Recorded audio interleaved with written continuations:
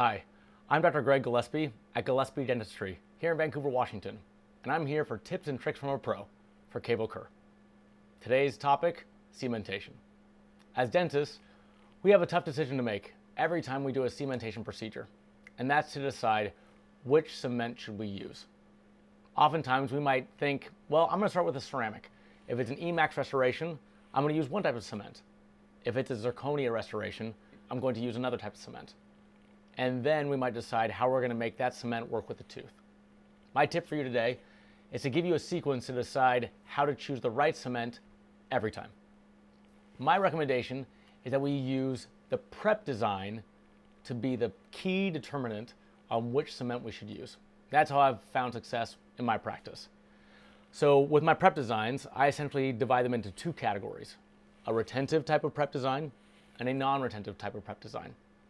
For my retentive prep designs, literally almost any cement's going to work because you're relying on the tooth for the majority of the retention. For the non-retentive prep design, that's when you're going to rely on the cement to retain that restoration on the tooth. So let the prep design determine what type of cement you're going to use, and then determine how you're going to get that cement to work with the restoration you have, whether it be Emax or zirconia. So let's think about the procedure a little more in depth. We have the non-retentive preps, like maybe, in the posterior, number 18, the tooth ramped up a little bit. We don't have a lot of clearance. And when we prep the tooth, there's just not a lot of walls left, right? Our walls are really short. That would be a non-retentive type of preparation. Or maybe a veneer prep, right? Another non-retentive type of preparation. Then we have maybe the crowns that go on premolars or molars, the ones that have nice tall walls, maybe number 4, number 3, after a root canal procedure, and they still have a lot of tooth structure remaining. Those are retentive type of preparations, and those are a little bit easier to decide which cement we can use. So when we think about that retentive preparation, we don't have to think about what type of adhesive we're going to use on the tooth, because it's just a cement, right? We're not going to use an adhesive. We're not going to use a primer on the ceramic. We don't need to, because the tooth is giving the retention. When it comes to a non-retentive type of preparation, then we have a lot of more materials in play. We have the adhesive on the tooth, whether it be a self-etching adhesive or whether it be a total etch adhesive. We have to think about that.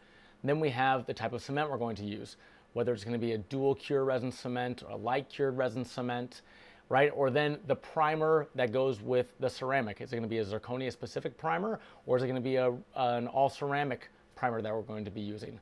And as we're thinking about all of those products that work together, so there's a lot more going on with a non-retentive preparation cementation procedure. The problem is that we have a lot of cements to choose from. Whether they be retentive or non-retentive, there are tons out there. And so I like to, again, categorize the cements into the non-retentive and the retentive preparations. For non-retentive, I think that there is only one type of cement that's suitable. That's a dual cure resin cement. And that should always be used with an adhesive on the tooth. When it's a retentive type of preparation, then we can use the self-adhesive resin cements, the RMGIs, resin modified glass ionomer cements, or even bioceramic cements. The thing about all of those types of cements is that they don't have high bond strength.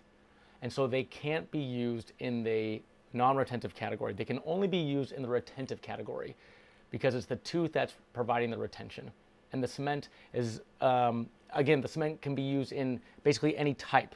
Self-adhesive resin cements like Unicem, Maxim Elite, your resin modified glass ionomer cements like Fujicem or Reliax, and then your bioceramics like Ceramir by Doxa. Those are all popular cements, which can be used effectively as long as they're used in the right situation.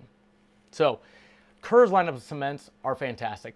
I use those in my practice a whole bunch. I really like them because I like Optibond XTR, and those should be used in conjunction with the same manufacturer, Kerr's and X3, whether it be the dual cure resin cement or the light cure resin cement that I use with my veneers.